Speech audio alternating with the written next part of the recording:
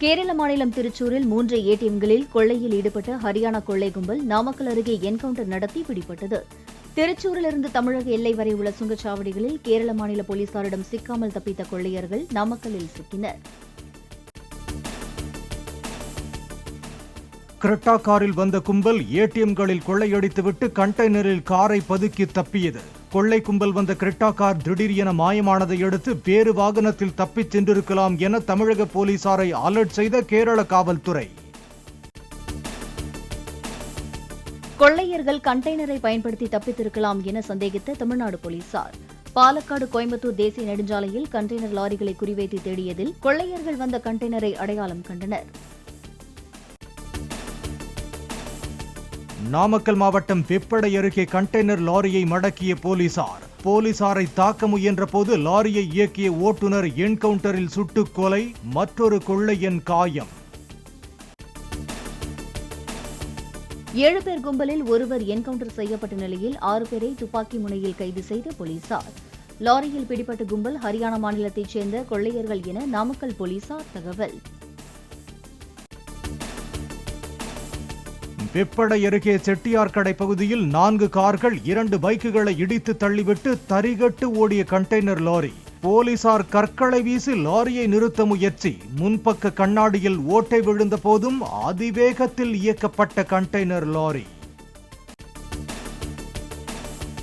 Container லாரியை மடக்கிய போது போலீசார் மீது கடப்பாறை உள்ளிட்டவற்றால் தாக்குதல் நடத்திய ஹரியானா கொள்ளை கும்பல். குமாரபாளையம் காவல் ஆய்வாளர் தவமணி, வெப்படை காவல் உதவி ஆய்வாளர் ரஞ்சித்குமார் ஆகியோர் காயமடைந்து மருத்துவமனையில் அனுமதி. தலைநகர் டெல்லியில் பிரதமர் நரேந்திர மோடியுடன் தமிழ்நாடு முதலமைச்சர் மு.க. ஸ்டாலின் சந்திப்பு. பிரதமர் அலுவலகத்தில் நடைபெற்ற சந்திப்பின் போது எம்பிக்கள் டி.ஆர். பாலு, கனிமொழி, தமிழக தலைமைச் செயலாளரும் உடன் இருந்தனர். மெட்ரோ ரயில் திட்டத்திற்கும் சமக்ரா சிக்ஷா திட்டத்திற்கும் உரிய நிதி ஒதுக்க வேண்டும் என பிரதமர் மோடியிடம் வலியுறுத்தியதாக முதலமைச்சர் மு.க. ஸ்டாலின் தகவல். இலங்கை கடற்படையால் சிறைப்பிடிக்கப்பட்ட மீனவர்களையும் மீன்பிடி படகுகளை விடுவிக்க நடவடிக்கை எடுக்கும்படி கோரிக்கை விடுத்ததாகவும் பேட்டி. இலங்கை அரசு வலியுறுத்தி இந்த மீனவர்களையும் அவர்களுடைய மீன்பிடி படகுகளையும் மீன்பிடி கருவிகளையும் உடனடியாக விடுவித்து தரணும்னு கேட்டுக்கிட்டேன். அடுத்த மாதம் கொழும்புல நடைபெற இருக்கக்கூடிய இந்திய இலங்கை நாடுகளுக்கான இடையான கூட்டுக்குழு கூட்டத்தில் இதை பற்றி விவாதித்து இதுக்கு ஒரு உடனடியாக தீர்வு காணப்பட வேண்டும் என்று வலியுறுத்தி இருக்கிறோம். பிரதமர் மோடியுடனான சந்திப்பு இனிதாக அமைந்ததாக முதலமைச்சர் மு.க. ஸ்டாலின் பேட்டி. இம்மகிழ்ச்சியான சந்திப்பை பயனுள்ள சந்திப்பாக மாற்றுவது பிரதமரின் கையில்தான் உள்ளதாகவும் கருத்து. இந்த சந்திப்பு ஒரு இணைய சந்திப்பாக நடந்தது. பிரதமர் அவர்களே எங்ககிட்ட மகிழ்ச்சியோடு பேசினார். இந்த மகிழ்ச்சியான சந்திப்பை பயனுள்ள சந்திப்பாக மாற்ற வேண்டியது மாண்புமிகு பிரதமருடைய கையில் தான் இருக்கு.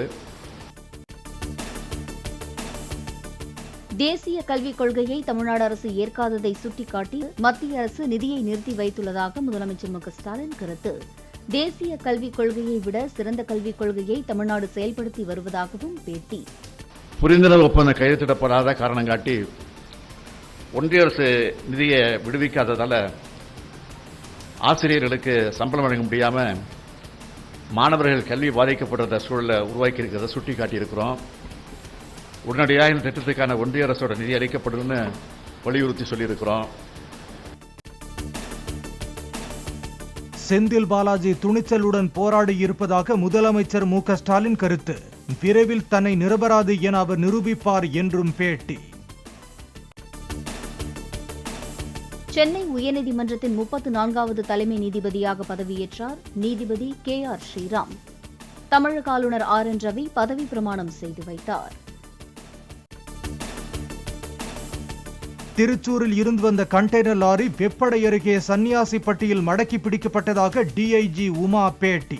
தப்பி ஓடிய இருவரை பிடிக்க முயன்ற போது போலீசாரை தாக்கியதால் கொள்ளையன் ஜூமான் சுட்டுக் கொல்லப்பட்டதாக விளக்கம். கிரேட்டா காரும் உள்ள 2 ஆள் இருக்கிறது ஆரம்பத்துல போலீஸுக்கு தெரியாது. சுடப்பட்ட ஜுமானுங்கிறவர் நமக்கு அந்த கண்டெய்னரை திறந்து கொடுத்துட்டு இன்ஸ்பெக்டர் அசால்ட் பண்ணிட்டு அவரை தப்பி ஓட வைக்கிறவர் ஜுமான் டிரைவர். ரெண்டாவது கண்டெய்னருக்குள்ள 2 பேர் இருந்ததுல ஒருத்தர் பேக் எடுத்துட்டு ஓடுறாரு இல்லையா பணப்பை, அவரு இன்ஜியோர்டு. டெல்லியிலிருந்து கண்டெய்னர் லாரியில் லோடு ஏற்றி வந்த ஒரு கும்பலும் கிரெட்டா காரில் வந்த மற்றொரு கும்பலும் ஒன்று சேர்ந்து கொள்ளையடித்திருப்பதாக டிஐஜி உமா தகவல். எஸ்பிஐ ஏடிஎம்களில் பணம் அதிகமாக இருக்கும் என்பதை அறிந்து கொள்ளையில் ஈடுபட்டிருப்பதாக பேட்டி. இவங்க ரேண்டமா ஏடிஎம்ஸ் எங்கெங்கெல்லாம் இருக்கோ அவங்க சொல்றது, இப்போதைக்கு சொல்ற தகவல் கூகுள் மேப்ல பார்ப்பாங்க, எங்க ஏடிஎம்ஸ் இருக்குன்னு பாக்குறாங்க. அந்த ஏடிஎம் எஸ்பிஐ ஏடிஎம்ஸா பாக்குறாங்க, பார்த்துட்டு அதுல கேஷ் இருக்குன்னு ட்ரை பண்றாங்க. அமலாக்கத்துறை வழக்கில் ஜாமீனில் வெளியே வந்த செந்தில் பாலாஜியுடன் அமைச்சர்கள் தங்கம் தென்னரசு, KKSSR ராமச்சந்திரன் உள்ளிட்டோர் சந்திப்பு. திமுக நிர்வாகிகள் மற்றும் ஆதரவாளர்களும் செந்தில் பாலாஜியை சந்தித்து வாழ்த்து. நிபந்தனை ஜாமீனில் வெளியில் வந்துள்ள செந்தில் பாலாஜி அமலாக்கத்துறை அலுவலகத்தில் கையெழுத்திடுவதற்காக ஆஜர். திங்கள் மற்றும் வெள்ளிக்கிழமைகளில் 11 மணியிலிருந்து 12 மணிக்குள் அமலாக்கத்துறை அலுவலகத்தில் கையெழுத்திட வேண்டும் என உச்சநீதிமன்றம் உத்தரவு. சென்னை மாநகராட்சி பகுதியில் மீண்டும் உயர்கிறது சொத்து வரி. கடந்த 2022ஆம் ஆண்டு சொத்து வரி 50% முதல் 150% வரை உயர்த்தப்பட்ட நிலையில் தற்போது 6% வரை உயர்த்த தீர்மானம். சென்னை மாநகருக்குள் பொது இடங்களில் குப்பை மற்றும் கட்டட கழிவுகளை கொட்டினாலும் எரித்தாலும் 5000 ரூபாய் அபராதம். அனைத்து வகையான கடைகளிலும் குப்பை கூடை, குப்பை தொட்டி இல்லை என்றால் 1000 ரூபாய் அபராதம் விதிக்கவும் மாநகராட்சி கூட்டத்தில் தீர்மானம். உள்தமிழக பகுதிகளின் மேல் வளிமண்டல கீழடுக்கு சுழற்சி நிலவுவதன் எதிரொலி. செங்கல்பட்டு, ராணிப்பேட்டை, வேலூர், காஞ்சிபுரம், திருவண்ணாமலை உள்ளிட்ட 7 மாவட்டங்களின் ஓரிரு இடங்களில் கனமழைக்கு வாய்ப்பு.